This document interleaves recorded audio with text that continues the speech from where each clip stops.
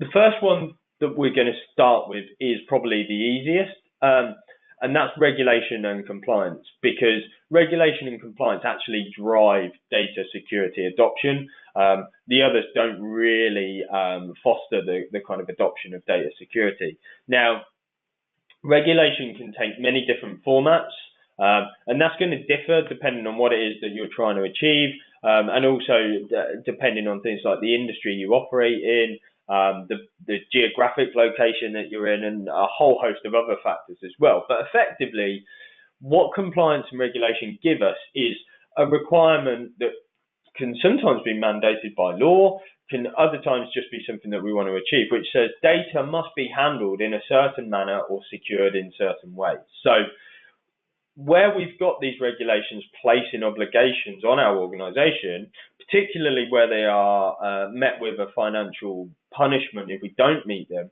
that's when we're going to start to see buy-in from the board. You know, they don't want to be fined, they don't want the bad press as a result of breaching something, and as a result, you know, that's going to drive our data security posture forward.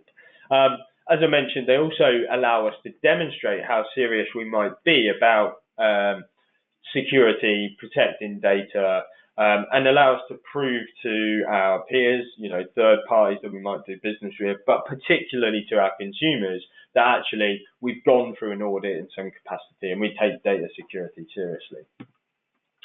Up on the screen are some very common pieces of data protection, security, privacy legislation. I'm not going to read them out. I'm sure you're familiar with most of them. But as I've mentioned, they are similar yet different in terms of their data safeguarding and understanding on what data we might have or where we might have to allow it to go or whatever the case may be. Now, some of them up there are specific to a data type.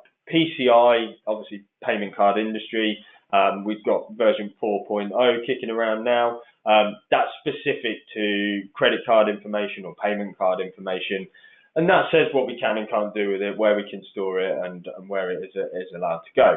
We've got ISO up there, which is a more general definition of sensitive data, and that's almost defined within your organisation as to what you define as sensitive. But what they all do is say that once you've got that sensitive data defined, you must apply appropriate controls to it, so that it doesn't fall into the wrong hands or become misused, etc., etc. We've also got up there GDPR and CCPA, which are something that I'm going to move on to in a second, but they're part of an ever-growing trend of consumer privacy regulation. We've now got 137 countries out of all of the countries on the globe that they have a data privacy law which grants puts obligations onto organisations as to how they must treat the personally identifiable information of citizens of that country. But we'll come on to that in more detail in a second. We've also got DORA. DORA is a fairly new piece of legislation. It's going to come into force in January next year. We're actually running a DORA webinar next month. So if anyone's interested in that, if you're working in the finance industry, that's specific to you, then keep your eyes peeled on our usual channels and stuff for dates around the next DORA webinar that we'll be running. But without having a handle on the data that your organisation has, the organisation controls, and having things in place to prevent its misuse, then it's almost impossible to prove, and it's really hard to deliver this compliance. And that's regardless of whichever one of those regulations we were just looking at on the previous slide that you want to achieve.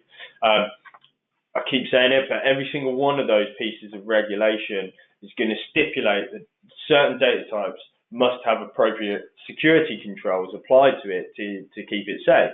So again, if that's PII in the case of the privacy laws, or it's confidential as per ISO, or it's CUI data in the defense industry, without being able to identify that information, find out where it is, you know, pick that out compared to all the other pieces of information which this doesn't apply to, run reports on where those types of data are, then what we're doing is we're effectively going to have to rely on our human beings to have firstly understood the legislation, and then secondly, they're willing to comply with the legislation and deliver that off of their own back, which I'm sure you'll all agree, will have distinctly different outcomes from one day to the next and from one business to the other.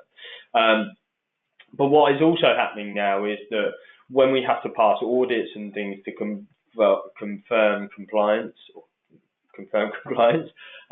to any regulations, so things like our ISO audits or our cyber essentials or something like that, without having these tools in place, we're making our life more difficult. I think everyone knows the apprehension and the fear almost when it comes to audit times. But without tools in place, we are very much making our lives even more difficult. I mentioned that I wanted to deliver you some pointers and some ways that you can take this forward and start thinking about your data and taking action within these projects. So when it comes to legislation, the first thing that you're going to have to do is you're going to have to understand it, understand what that legislation entails, what that legislation is saying that you must do or must not do, I suppose is also accurate.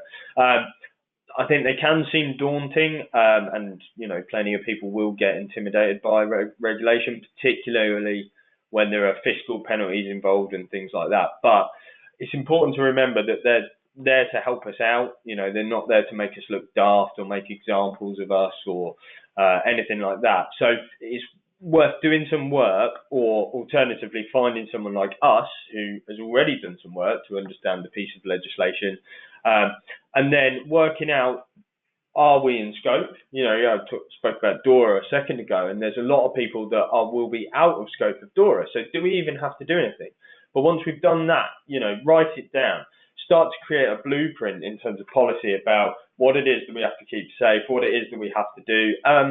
And you might have a lot of overlap there. There's a lot of regulations which are very similar. So your policy for ISO might actually cover you for another piece of regulation that you want to adhere to. So do your homework, write some policy, and then finally augment that with software and technology as well. As I mentioned before, trusting human beings to do anything can often be catastrophic, but don't just say in policy that we don't send certain types of data to certain places. Police it, block it if you have to, know why people are trying to do it, get analysis of what is trying to be done in terms of data movement, and then go back and ask them why, and engage with your user community, because they are just trying to do their jobs. They're not trying to breach compliance legislation for fun, so to speak.